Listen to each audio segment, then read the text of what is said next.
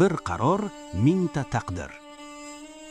Tarix shunday bo'ladiki, ba'zan birgina oqilona qaror minglab insonlar taqdirini o'zgartirib yuboradi.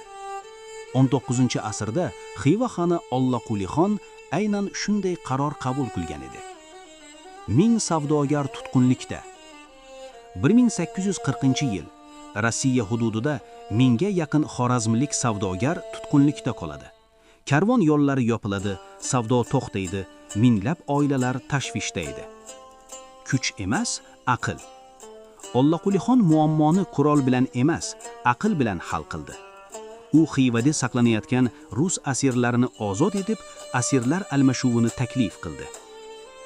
Sahrodan o'tgan elchilik. Bu nozik vazifa Otajon Axundga topshirildi. 1840-yil avgustida elchilik karvoni mashaqqatli sahrolarni bosib o'tdi va kutilgan natijaga erishdi. Ozodlik kuni. Natijada minglab xorazmliklar ozod etildi. Ular Ramazon hayiti arafasida 1840-yil noyabrida ona yurtiga qaytishdi. Bu xalq uchun haqiqiy bayram edi. Bugun uchun saboq. Ollaqulixon bizga muhim saboq qoldirdi.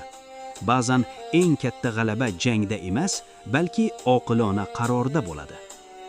Agar siz tariximiz, buyuk qarorlar va ularning ortidagi saboqlar bilan qiziqsangiz, Dunyo nigohi kanaliga obuna bo'ling.